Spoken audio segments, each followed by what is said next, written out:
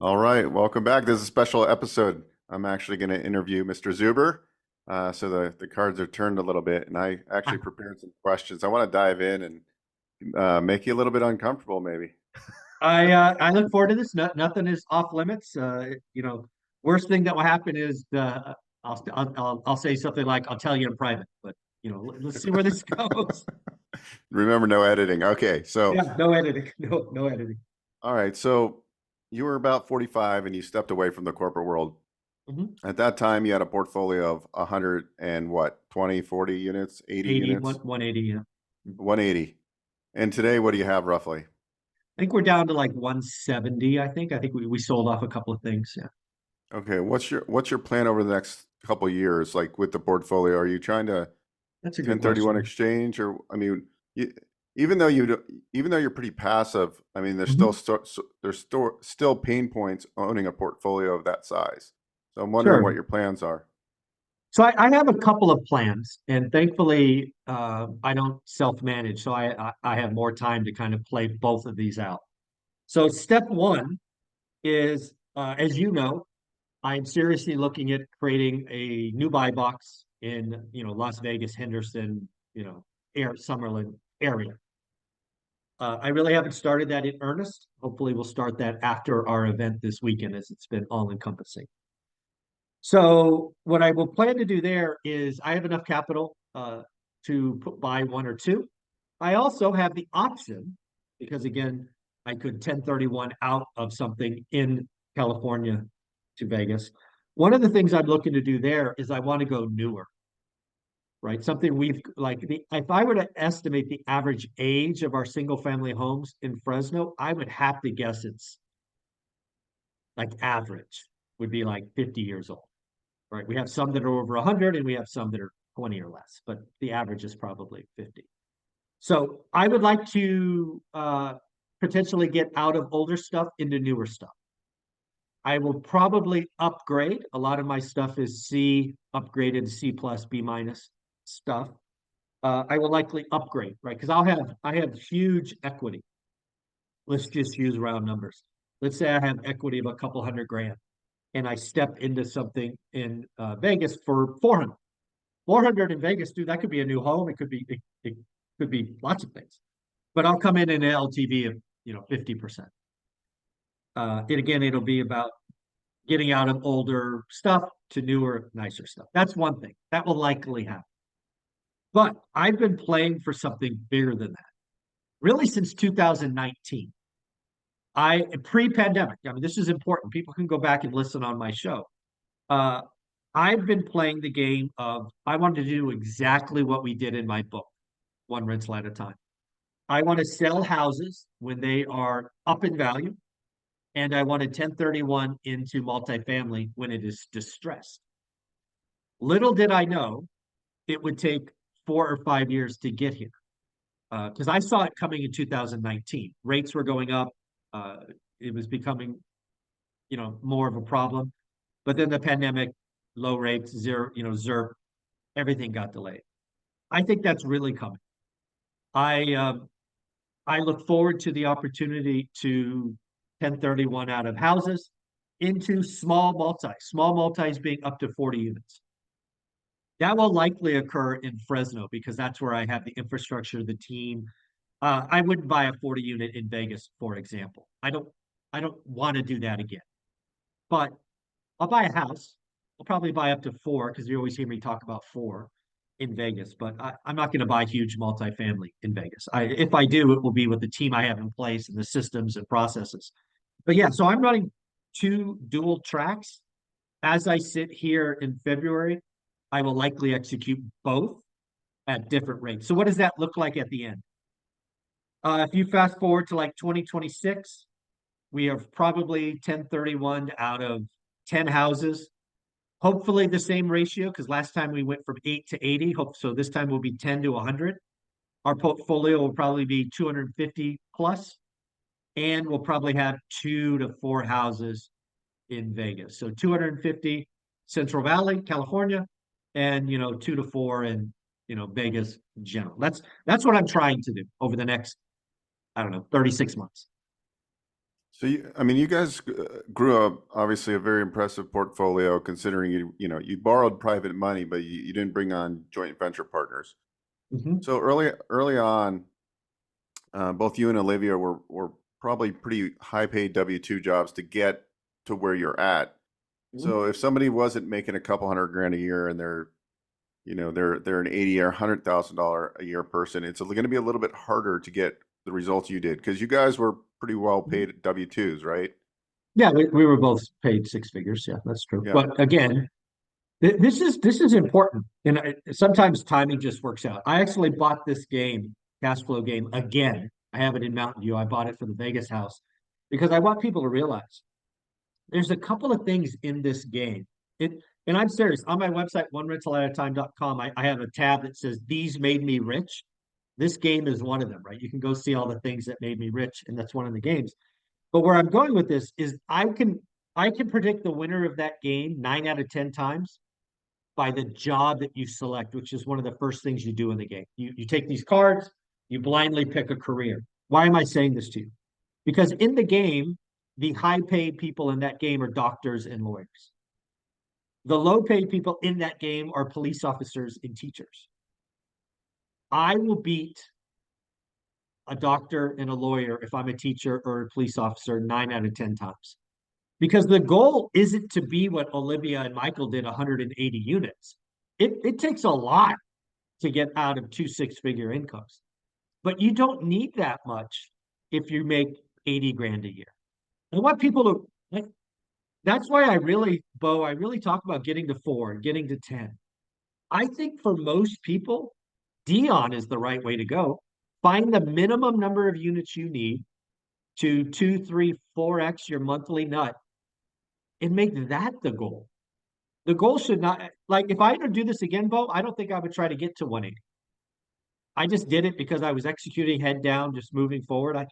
I didn't even know I had 180 until one year we did a tax audit. I'm like, oh my God, where did all this stuff come from?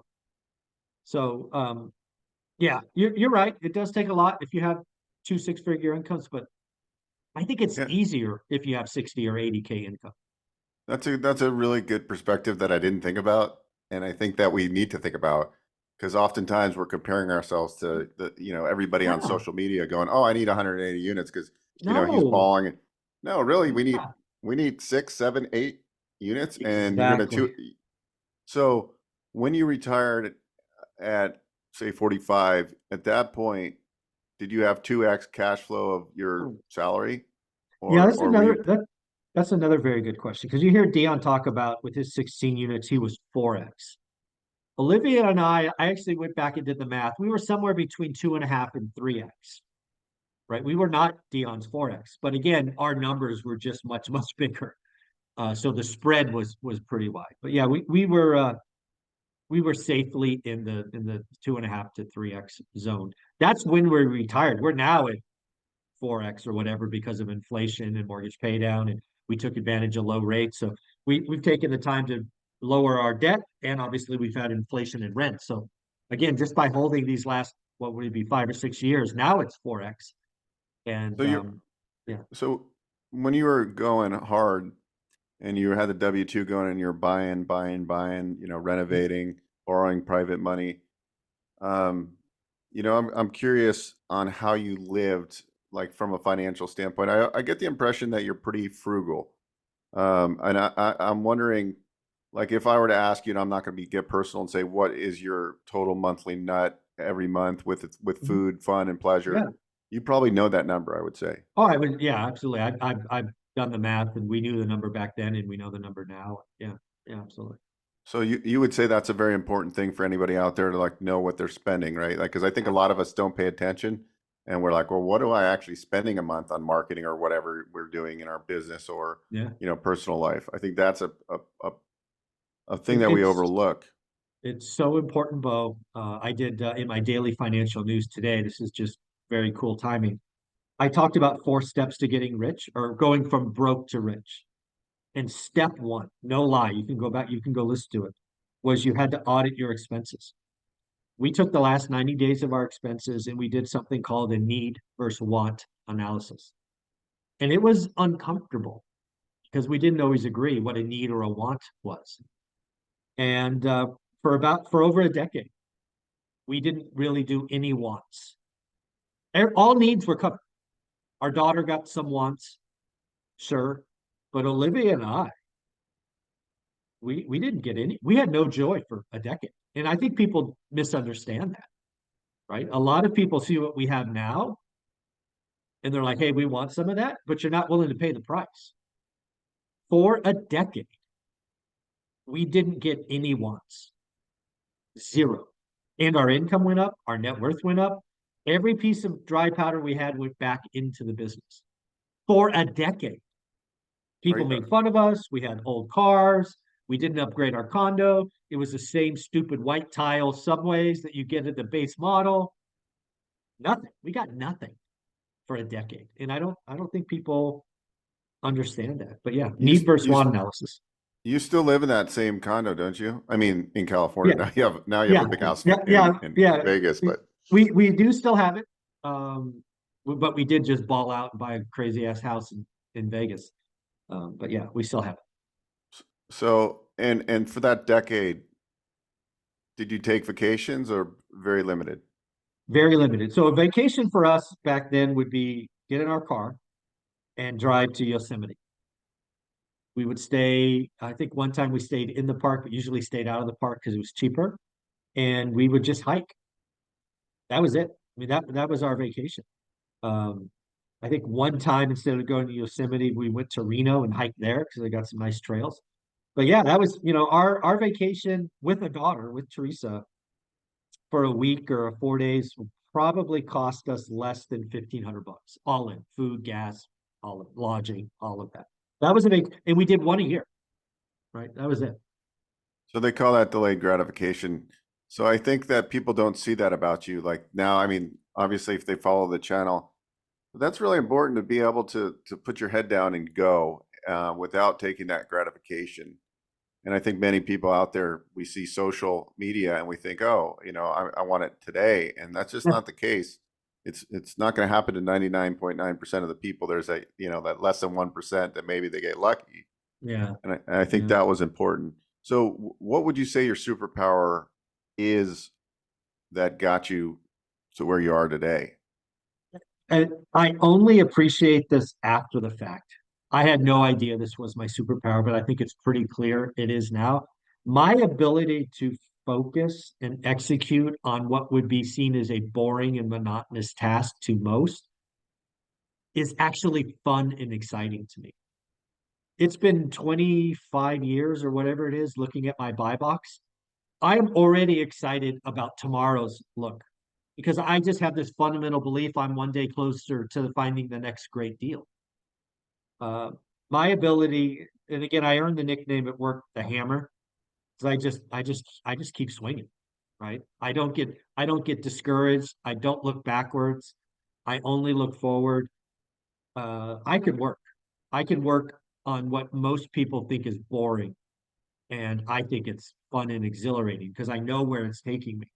And I didn't know it, but it is without question a superpower, and I'm happy I have it. I would not be here without it. I've seen people do this, you know, do what I do for a year, do what I do for 2 years. And then at some point, some freaking right turn happens and they start getting stupid. Like, oh, I deserve this. I deserve that. No, you haven't. You haven't done squat. What do you mean you deserve something? You're not at the finish line yet. Rest when you're done. Don't rest in the middle. Yeah, it's crazy. That's yeah. Yeah, I think this is kind of opening my eyes to a lot of things right now. This conversation, because I was listening to at the gym this morning, Alex Hermosi, and he was just talking about like, hey, don't set goals. Just like you should be just doing it. Do the action. Yeah. Do the Yeah. action. That should be your goal, is to do the action every day. And then, a couple of years later, look back and see what you've accomplished, right? And Yeah. so we set these goals and we go, oh, I haven't reached my goal. Well, what if I was just the daily Yeah. principle of finding an off-market deal, or getting a deal under contract? That's like Well, to here's the get. deal. Let's break this down. So again, I didn't do this last year and I had a horrible year. I didn't feel like I accomplished anything. So I started reporting my weekly goals. I'm blindly open, right? Last week's my goals sucked. I missed everything. All my goals were missed. This is the sixth. I've done this for the sixth week in a row. Um, so you can go, let's do it. I have a complete playlist of goals. You can actually go back and watch my goals from 4 years ago if you want to geek out and just see how I use this. But here's the point. Alex Hermosi. So I have this quote called "Do the work." You've undoubtedly heard me say it. I got swag, the whole thing. Alex Hermosi did me one better, and I saw this on Twitter. He goes, "Don't do the work, do the boring work." And I'm like, that is freaking genius, right? You know how boring it is to look at your buy box 17 days in a row when nothing changes? I get it, but do it anyway, right? And yeah, I mean, I'm tracking steps. I'm talking YouTube. I mean, it's just I I'm exhilarated by just doing the boring work. And I don't like if you look at my goals tracking, I have big goals like yeah, I want to weigh, I think 185 or whatever it was. But you don't track that. You're tracking the steps and the miles run and all of these other things that you can kind of get there. So yeah, track the work, track the effort, track the execution, and then you know you'll make daily progress, right? The whole 1% better a day thing is real. Yeah, that's so strong. I mean, talk to me about like obviously you've made a lot of mistakes like the rest of us in your life. For sure. Talk to me about a painful lesson in real estate investing that you learned. Maybe you overcame it and fixed it at the end, but what was like the big one or two things that you've done over your career that you were like, it almost Yeah. got you derailed for a minute because it was that painful in the business? Well, there's so many, and they're subtle but really important. I convinced myself for somewhere between 3 and 5 years that I could figure out real estate investing by building the best spreadsheet on the planet. Right? At one time, it had multiple tabs and all these colors and blah blah blah blah blah. Why? Well, that was where I was comfortable. I was comfortable with numbers. Um, I am not naturally an extrovert. I am naturally an introvert, which probably surprises a lot of people. But you know, you throw me in a room, you throw me in an event, and I'm happy not talking, right? I'm people watching and learning and all of that. So I'm naturally an introvert. But where I'm going with this is my mistake was, and it almost derailed me, is I chose a market I never lived in. I didn't know anyone, right? My backyard didn't work, so I had to go somewhere else. That was an arrogant and stupid decision to try to build a better mousetrap in a market that I knew no one. I should have been networking my ass off. For example, I fired my first 5 property managers. If I would have been networking and following up and double checking, I may have only fired the first 2 because I would have eventually found the right one. I had contractors steal from me. I had contractors that because they were cheap or they returned my phone call first, they weren't busy. But maybe you want the contractors that are busy, right? It's just I should have been networking day one. If I would have networked day one, today, if you look at my goals, you should try to meet 2 new people a week. I didn't start that for almost 5 years. And I mean, we would have saved money, we would have bought better deals, and we would probably be bigger. Um, it's the people in your world, right? And if you're going to go out of area, which we did, or out of state, damn, network before you start throwing money down. Go find them. Go figure out who not to work with. It's a people business. That's probably the most eye-opening thing when you kind of look back through history is people can help solve problems, prevent problems, help get through problems. It's not about there's my Excel spreadsheet today is stupid simple. I've given it away hundreds of times. How much cash in, how much cash out, produce a percentage, I'm good. It doesn't have to be. In fact, the more complex it is, the more I think the more problems you're creating. Real estate shouldn't be that hard. It's supposed to be income producing. So go figure out average. If you know average, go buy good or great deals. It's hard. It's never been easy. But yeah, dude, that I should have been networking day one. And it's so obvious now. It's embarrassing for me to admit it, but that's a big one. Who that that you have interviewed, or maybe somebody that you follow on social, are you most impressed with in the real estate investing space? Like if there's one or two people that you're like, wow, this person is amazing. Like if I could follow this person around, and maybe, who is that, or if there is one at all? Well, I think we've been lucky enough to watch Dion prove that you can get done with 16 units, self-management. I Hmm. think that if we could celebrate that and make that the standard, I think that would be awesome. I do think I really consider this space kind of three steps. And I think Dion has the hardest job because Dion is dealing with drunk morons in the parking lot. And a lot of them are negative, a lot of them are just nasty individuals. But he's trying to get those people to look up and get in the game. My job is to get them from the stands to the field. And then the lumberjack, I think he's amazing as well because he is so hands-on. And so I love how Dion and Matt kind of compliment me because I am not in the convincing business. I will block your ass before I will interact with somebody stupid and negative. I'll just block them. It's just better for me. Dion will interact with them. I'm like, God, I couldn't do that. And then uh, Matt, his hands-on stuff blows me away. I have no interest in that. Thankfully, a portfolio of size where I can pay people, it's not a problem. But in the beginning, it would have saved us a lot of money if I would have understood a tenth of what that guy knows. And so both of those guys are right up there. If I were to pick somebody that's not on my channel a lot, um, Jason, what's his name? He's been on my channel a couple of times. Let me see if I Jason can get his Hartman. Hartman, Yeah, yeah. yeah. I think Hartman is interesting for a couple of things. A, he's been doing this longer than me, which I respect. B, he's really built up a company around it, which I respect. C, he does take, I like how his mind works. I respect it. He's wicked smart. I sometimes have to go look up words that he uses because I'm not sure what they mean. He's so smart. Um, I like Hartman. I like how he also is not afraid to engage the idiots. I've gotten to the point in that I just block him and move on. But he interacts with them. On the non-real estate front, I like the Fed guy. The Fed guy's been on my channel one time. I'm trying to get him back. He gets credit, man. On my channel, he talked about a crash up, like I think it was 6 or 9 months ago. And I got to tell you, I was like, crash up. What are you talking about?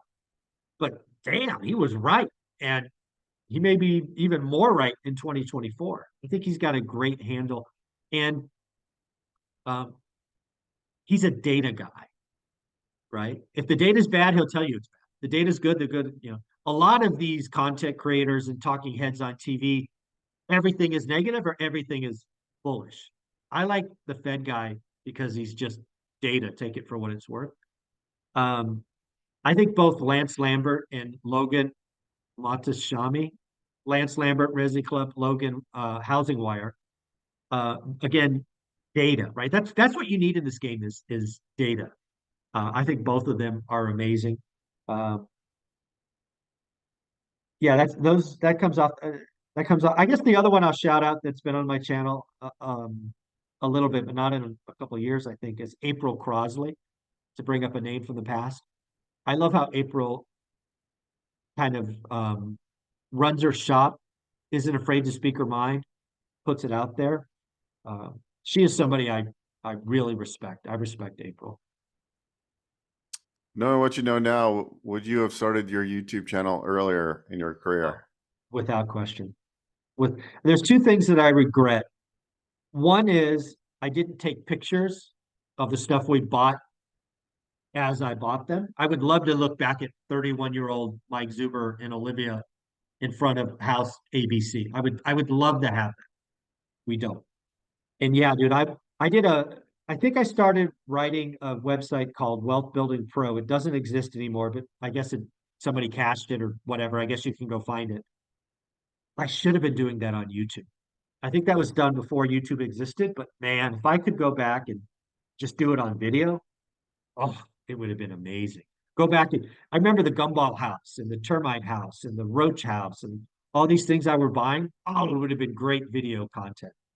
And yeah, What about for, as you're learning the Vegas market and doing some of that content here to like showing walkthroughs and how you're defining a buy box? Because I've yep, been out here in Vegas now for full time for over 4 years, and it's an interesting market. I haven't figured it out really. I mean, I watch zip codes. I'm always looking, and it's a hard market. It seems very difficult yeah, to really figure out. yeah. So I'm curious to watch as you start, figuring out what zip codes you're going to buy in. Mhm. That kind of the housing Yeah. stock you're gonna go towards. It sounds like now you're kind of looking for more newer inventories, so you don't have the same issues and turnover. But it'll be interesting to see, and Mhm. I think if you documented that would be really cool because My full intention is to document the whole thing, right? And it's going to start hopefully after the event where I start talking to agents. Because again, I'm going to go back and do this like I was a rookie. And the first thing you have to do is you have to go talk to a lot of people. We're talking dozens, and say where to buy, where not to buy, who should I talk to, who should I not talk to. And you're going to watch me, assuming the agents say yes, which I can't imagine they wouldn't. You're going to watch me uncover my buy box. It'll probably take 6 months. Then you're going to uncover me setting up my buy box criteria. Then you're going to watch me write offers or learn average or whatever. Yeah, I plan to document as much as possible. yeah, that'll be sweet. I think that's what people would love to see on your channel. Um, so do you have any other books in the pipeline? It's funny you bring that up. And I hopefully I can say this. So one of the things that I'm thinking about doing is creating an umbrella brand or media or publishing company or whatever you want to call it. Just call it ORAT, right? One rental at a time. And I want to seek out other folks who have stories that I know, respect, and love because one rental at a time, if you really break down the book, it's really a template of how other books could be written. So just again, I don't hide anything. I reached out to Dion and said, "Hey, Dion, what would you think about taking one rental at a time as a framework and writing your story? And we'll do it together. It'll be jointly published. I'll add my parts. And then again, if you break down one rental at a time, it's 60% your story, and then 40%, lessons learned or what makes you unique or whatever. So I'm actively playing with an idea. I don't know what it takes to make a media company. I have no idea. I don't know what it takes to just do a publishing deal with someone else. No idea. But I would love I would love to write one book a year, other people's stories. And yeah, so I think at this point, I want to document other people's stories. And I think everybody has a story to tell. I think that's one thing that not enough people appreciate is everybody's got a story. I think everybody has a book in them. And I want to help pull that out in as many people that I respect. So uh, I reached out to Dion. I also sent a text to Matt now that he's retired.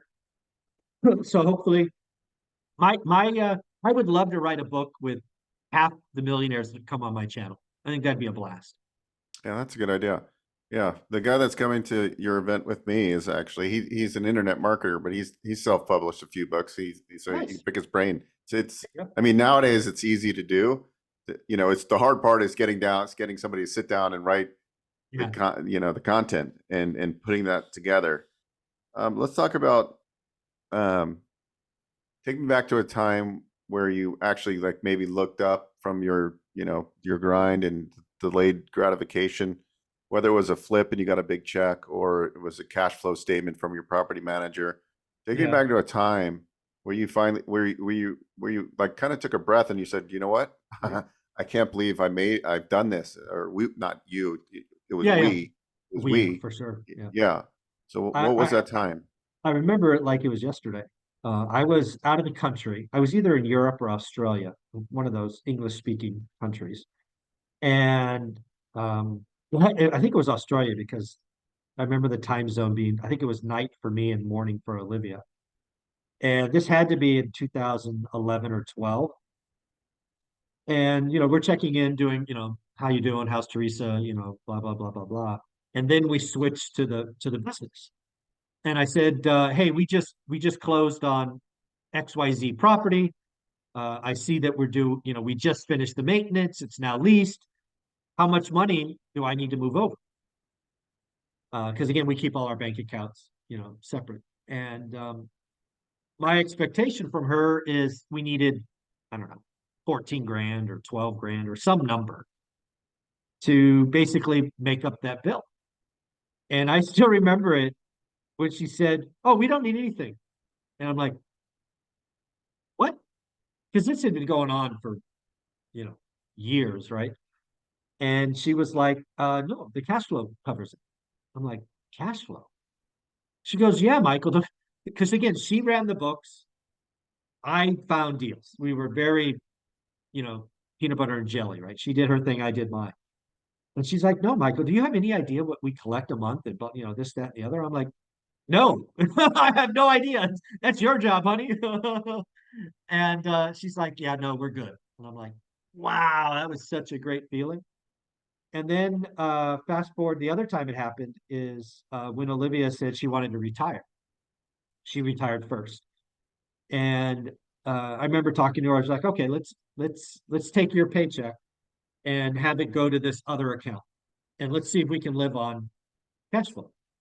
And yeah, 6 or 9 months later, we never touched her cash. She retired and she was really happy. So yeah, it happened a couple of times. And again, to your point, I had never even considered it, dude. I was always next deal, next deal, next deal. And I appreciate that conversation because it does prove it can work. And so that kind of brings up another question. You guys did very well as a team, and it sounds like your role was like finding the deal, putting it together, and then Olivia was like she just strong back, like office, like admin, Mhm. bookkeeping, strategy. Is that how you guys ran the business all this time, pretty much, or has it Yeah, changed? pretty much. No. So while we were both employed, absolutely. I found deals and secured capital. She ran the day-to-day. She did the check-ins, the follow-ups, the approvals, all that stuff. When she retired, there was a couple of years where she was a part of the buying process. Um, but we really started buying slower and slower and slower. So she kind of backed out of that the last couple of years. Um, I've always been the next deal, right? I can't stand the books, right? I look at it once a year when we do our taxes. Uh, yeah, we definitely are comfortable in our areas and we respect each other. One of the things I think is really important is my job was to find deals and secure capital, but Olivia had a veto, right? She could always veto any deal. And the important thing about her veto is she didn't have to tell me why.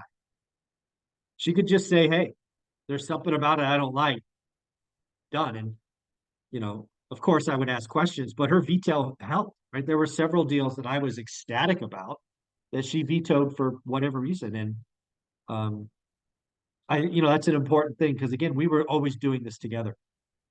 So I shouldn't strong arm her into something she wasn't comfortable with. It hurt in the moment, but I think each time she was right in hindsight, but it certainly hurt in the moment. So during this whole time, you ultimately had a good business relationship. Like there was never times where you guys were at each other's throats. It was Not always only pretty not peaceful. not not yeah, pretty peaceful. I think even more important was there were several times where I was down and she was up. Like I talked about that first house on Norris Drive, right? I was ready to give up. I talked about that time pulling over because I was crying after going to a housewarming party. She was up. And there were times where she was down, like she was running the books. It was like, oh my God, we need 6 grand for this or that, or this AC broke, or she had her bad days as well. And I was like, it's okay, honey.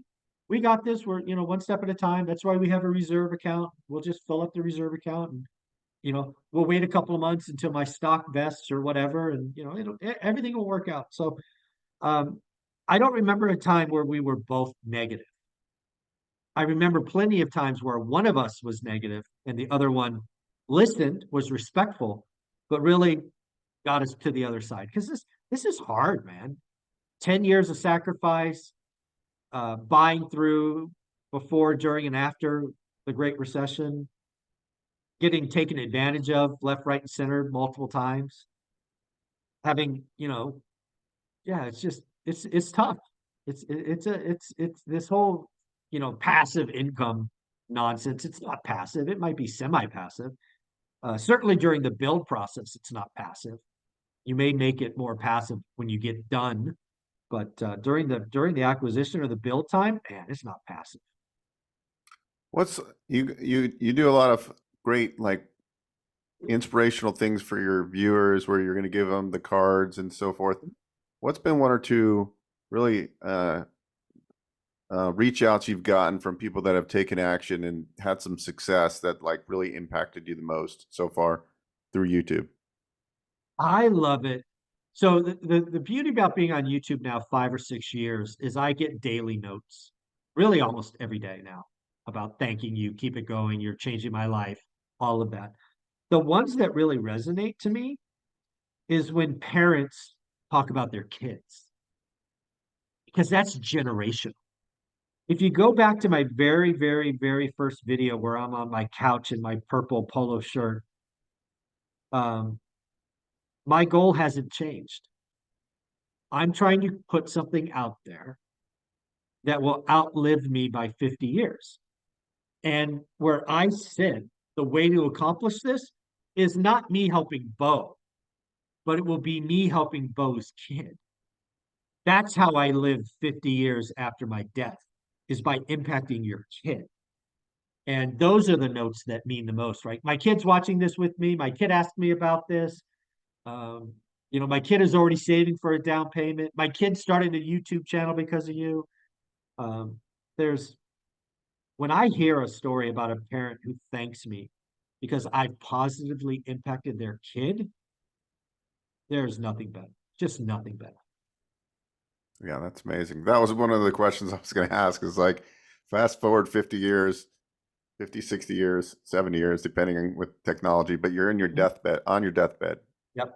And, like what do you want to be remembered for? And you basically just answered the question, so I don't have to ask you that again. But let's do that. So one of the things, so I think Gary Vee talks about this, right? Go to old folks' home and talk to them and see what they want to talk about. Everybody talks about their regrets. Olivia and I have been pretty clear, been lucky enough to take some crazy vacations, right? We did a month in Asia, 3 weeks in Europe, and we're doing 5, 6 star vacation. So what does that mean? We're around very wealthy, generally speaking, older people. We're usually in the bottom 10% of age, right? We're in our 50s. We're usually interacting with people in their 70s or 80s. And when you're on these trips, there's a lot of downtime, there's a lot of talking, there's a lot of people sharing their story. And dude, even on like the last ship we were on, I think there were less than 200 people on the entire boat. It's like 170. So freaking crazy, crazy boat. And my guess is the average net worth of the people on the cruise had to be north of 10 million bucks, the average. Several hundred millionaires and above. But we were talking to folks and blah, blah, blah. And by the third day, everybody knows what everybody does, right? And Olivia and I were the real estate people. So, like by the day 6 or 7, where people are coming to us and telling us their stories. Some of them were of regret, like I shouldn't have sold that, I shouldn't have done that. I remember one couple. We actually had dinner with them a couple of nights in a row. They were buying stuff in the 70s in New York, and I think they own like 330 units in New York, like Manhattan, and they're depreciated to zero. They've got no debt on them, all of these things. And we were just talking about, because again, right, New York in the 70s and 80s wasn't great, right? The murder capital of the world or whatever in the 80s because of all the drugs. But it told all kinds of stories and just all just police raids and all of these things. And you know, the ending of the story was we wouldn't do it any other way. You know, this particular couple takes 6 months a year to travel on just ridiculous vacations, all because they built a portfolio and never sold. They never sold a thing. So, um, yeah, it's really important, and I want people to think about this. What do you want to do in 10 years? Because if you're not taking action on them, it's not going to magically happen. In regret, the pain of regret, I've seen it on people's faces. It's just, you don't want any of that. So what do you want? Like, really, what do you want? Well, then work on it every day. Yeah, it's interesting because it's as we're unpacking your story a little bit, I'm thinking about like your YouTube channel, and I'm in the back of my mind, I'm thinking hammer, hammer, hammer. Yeah, Here's a yeah, here's a guy that here's a guy that has 13,000 uploads. He's doing exactly what he did in real estate with his YouTube channel, and now I'm watching you get on with Graham Stephan and Sean Cannell. I can never say his name right. Canal, yeah. Cannell. You're getting all these huge Ryan Pineda show, blowing it up, getting hundreds and hundreds of thousands of views. Your channel's blowing up like with loyal followers. And I'm just thinking, like, you're doing exactly what you've done your whole life. You're the hammer when it comes to YouTube. Yes. And from a strategy standpoint, and I'm taking that because I have a small YouTube channel. I'm like, okay, I got to be that. I got to be the junior hammer. There you go. Yeah. It's nothing I do is complex. And again, I think we said this earlier. My superpower is I thoroughly enjoy being the hammer. Like, I look forward to this video going up. I look forward to my 9 o'clock hub call. I look forward to my 9:30 with Brian Adamson, right? It's just how just I'm wired to enjoy what others would think is monotonous. And it is without a doubt a superpower. And I don't get the other thing is I am not interested in perfection. Not interested at all. I'm interested in execution. I know with enough execution, I will get better. I have no interest in editing videos and B-roll and all this nonsense. I want to just focus on creating good content that people like and outlives me by 50 years. I I will never be the biggest channel. I refuse to go negative. I will share bad things when they happen, but I'm not going to go negative. If you want to grow on YouTube, be negative. If you want to have impact, if you want to change people's lives 50 years after you're dead, you can't go negative. And the last thing I'll say on that is, can you imagine living in a doom loop every day? It would be exhausting. You would be a miserable person to be around. So I just block that nonsense. And I think more people need to block the, what I don't think people appreciate about social media is we like to bitch about it. But I work in the Valley. I know these engineers. I know people working on these algorithms. They're just they're just feeding you what you click on. Their job is to give you more of what you like. So if you like positive, block doomers. Like if you look at my Twitter, which is the most negative platform on the planet, it's extremely positive. You want to look at Instagram? Completely positive. YouTube, completely positive. Every once in a while, a doomer will sneak in. I will simply pull up my phone and block them. I have no interest in adding poison to my mind. It's already hard enough. I don't need to allow negativity. But with YouTube, I mean, there is a component of strategy, right? There is some thought that has to go in. I mean, obviously, you haven't done much other than bringing. I mean, you've done a lot, but my point is you're not doing any smoke and mirrors, editing, thumbnails. People are coming back because they like the content. It resonates with them. They're learning. They're engaging. They like the characters that come on and educate and share their wins or losses. But also to get the Graham Stephans, to get the big names, like, people want some of that, right? We want to hear from some of those people Sure. because what we like about it is that you're real.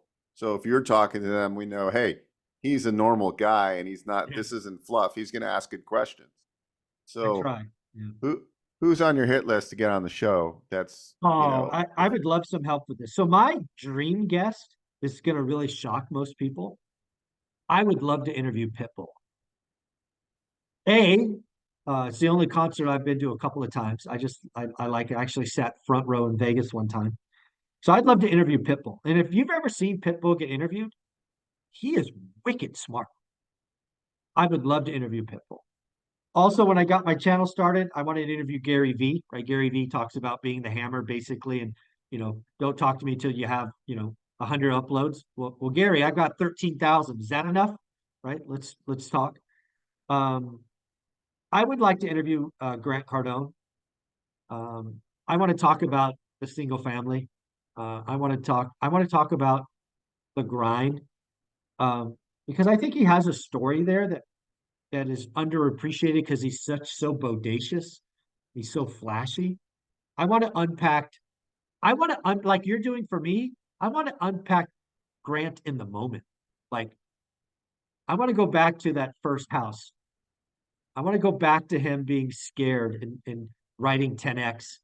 I want to impact some of that because I think a lot of people look at folks like Grant and all they see is the wins. I guarantee you there are plenty of losses and pain and struggle. I want to unpack some of that because I think more people need to realize, like in my world, from where I sit, Grant Cardone is there's no secret there. He got really good at selling cars. Then he realized that niche was too small. Then he went wider. Then he started monetizing on YouTube, and then he started doing events. He wrote some great books. I think 10x is a great book. Then, because his reputation grew, he started raising capital, and it makes perfect logical sense. And I want to go back to those moments. He just did a 90-minute with Ryan Pineda. I just finished yesterday. I thought it was pretty good. It was the most self in like self review I've seen Grant do. I think right now Grant's changing. I don't think a lot of people realize that, but Grant 2 years ago was all flash. I think he's evolving right now. I think he's shedding his skin and trying to become something different and better, right? I think he wants to become Blackstone. So let's see what that looks like. I think there's some people, yeah, and Ben Mala I think would be a lot of fun. Um, yeah, those are some of the big names I'd love to. But yeah, Pitbull I think would surprise a lot of. I'd love to interview Pitbull. I would fly anywhere to go interview that guy. Pitbull would be amazing.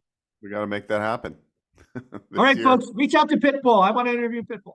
It, yeah, no, I was watching your interview of Ryan Pineda when he was talking about some of his losses, and I love that because one is I got another more appreciation for Ryan because I like when people say, "Hey, look, I'm not always winning. I lose a lot too." And like I think people need to realize that even these guys that are doing really well, like if you watch Ryan Pineda over the last like 4 years or 5 years, it's like amazing to see how he's done in social media, right? Like, so that was a great episode. I really enjoyed that because it was like, okay, here the guy's being transparent. He's human, right? Like he's blowing up, Yeah, but like he I mean, got he his lost he food. lost 7 figures. He had to Yeah, sell assets to make up the debt. He sold businesses. Talked about having hard conversations with his wife. Folks, this stuff's hard.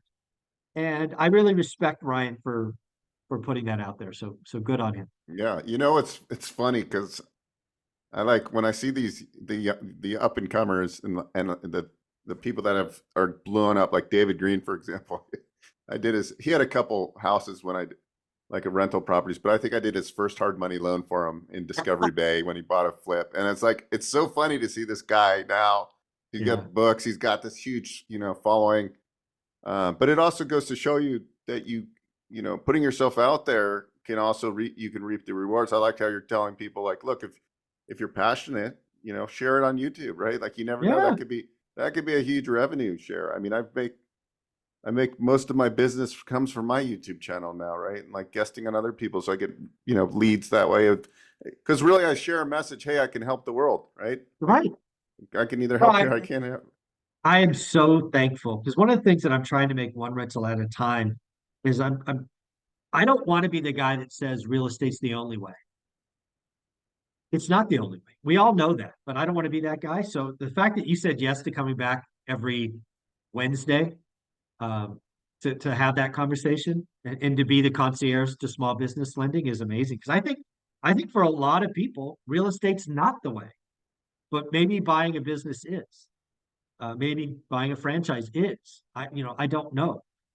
But I want to enable anybody because again, you can get wealthy in stocks. You can get wealthy in real estate. You can get wealthy in a business. You can build a brand on YouTube. Um, I just want people to realize the power. And again, to your earlier question, I should have started this while I had a full-time job. Now I would not have been doing 3 videos a day, but I could have done 3 a week, right? And just people love the come up. And yeah, I'm so glad you're on YouTube and growing. I've seen what you do for my audience. Um, just keep going, man. Just keep going. Yeah, I was just thinking that would be cool. Like you can have another channel for the younger generation, these, and have Mhm. somebody, co-host the show with you that's in early 20s. Maybe they're doing, they're on I'd their love first, that. they got 2 or 3 rental properties. They're early 20s, and they're out there kind of spreading the word to the young generation. Look, start with Mhm. a house hack, buy that Yeah. duplex with FHA, live in one side. Do I a mean, 203K loan like me, Kevin did back in the day. Yeah. yeah, yeah. I mean, it's like I think we need to spread the word because a lot of Yep. people that get out of the university and they have a couple $100,000 of Yeah. student loans, and they don't really have a calling, right? Well, Yeah. maybe going to trade school to become a plumber or an Yeah. HVAC technician, then you own a business and you're making multiple millions of dollars in top line revenue is a Yeah. better option in investing in real estate. I think Yeah. people need a little bit more help in Yeah. kind of I would, figuring out their, yeah. I would love to, create a playlist or another channel or whatever the right answer is for that. The other thing I want to go back to is I want to get loud on this. I'm Generation X. You're Gen X. I want Gen X and baby boomers to hear this. You likely have a passion or a hobby that you have had for decades. Trust me when I say there is a tribe or a community waiting for you to create your channel.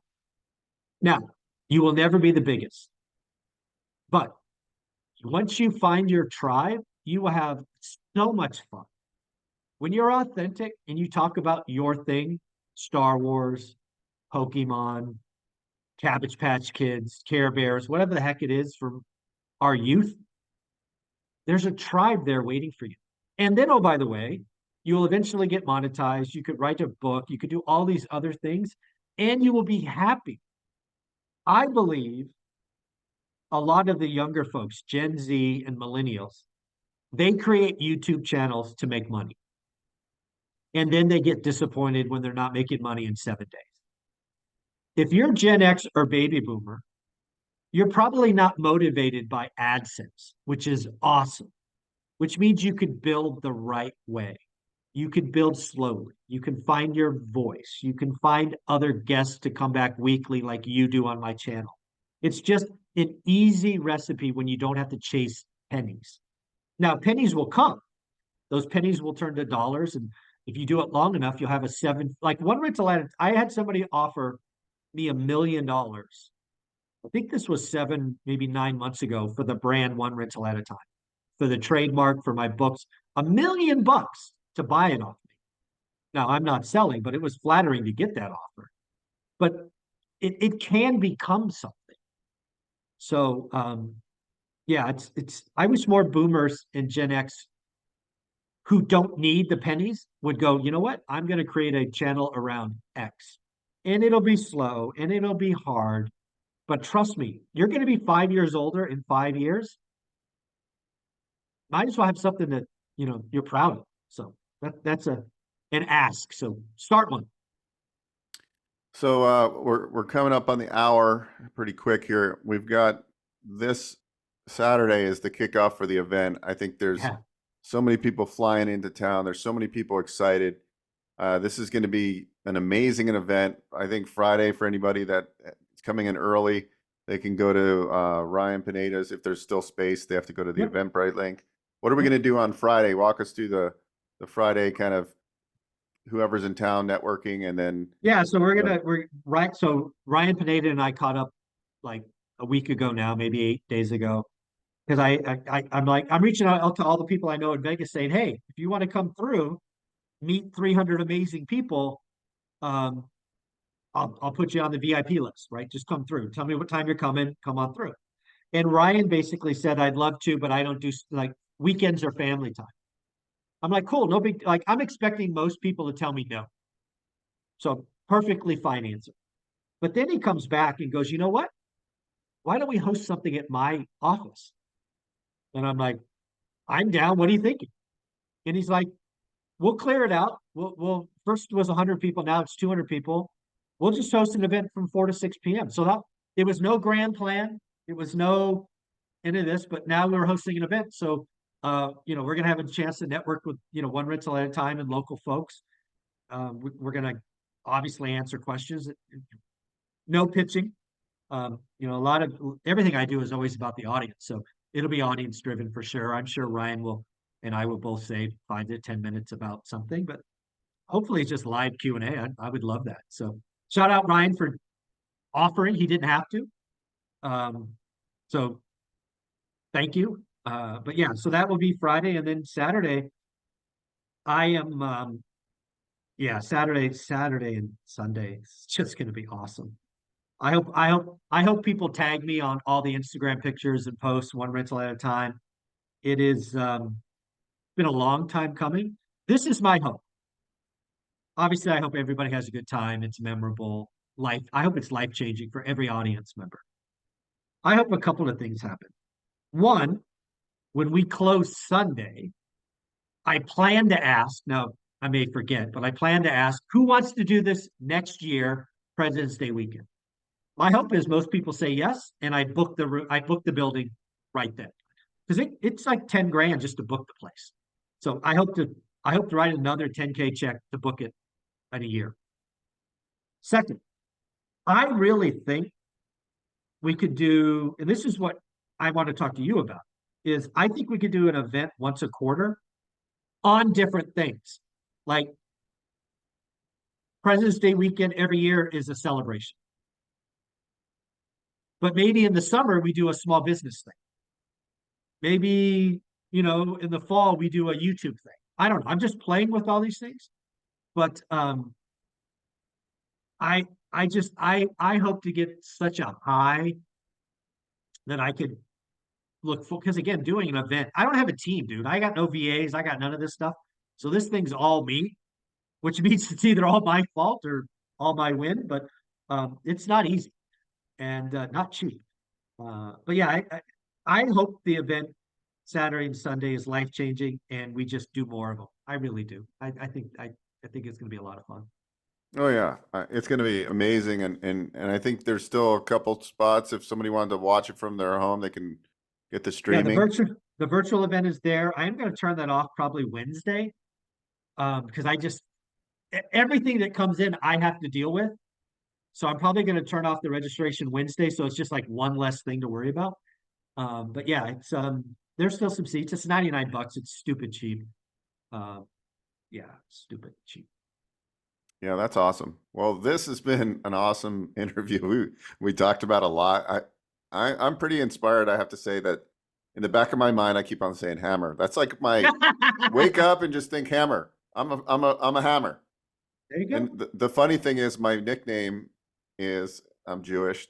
My best friend, one of my best friends, Eric, he calls me the Hebrew hammer because There you go. I used to do MMA. So, but now I am going to be the Ah, hammer in business, and it's there you really just go.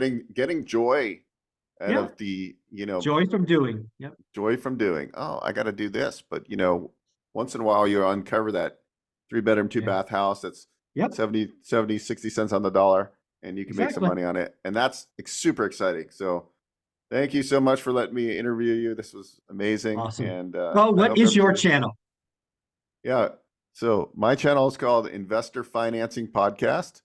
And Nice. so, yeah, and we talk about all things financing. I started talking about DSCR and fix and flip, but I really grew my passion over the last couple of years into SBA financing. So I mostly talk about how to finance businesses, and we bring on entrepreneurs and so forth. And then I just launched another podcast called Own a Business Today podcast. And that's Nice. more geared interviewing franchisors and people doing business acquisitions. Awesome. And if somebody wanted to book a 15-minute call with you for my channel, how do they do that? Go to onerentalmeeting.com. You can always go there and you can book time with me. That's the best way, guys. Go to onerentalmeeting.com. Yep. And he bought that URL just for our audience, onerentalmeeting.com. Don't forget, he will be at the event Saturday and Sunday. Bring your questions, take your pictures, tag me on Instagram. Thanks, Bo. All right. Thank you.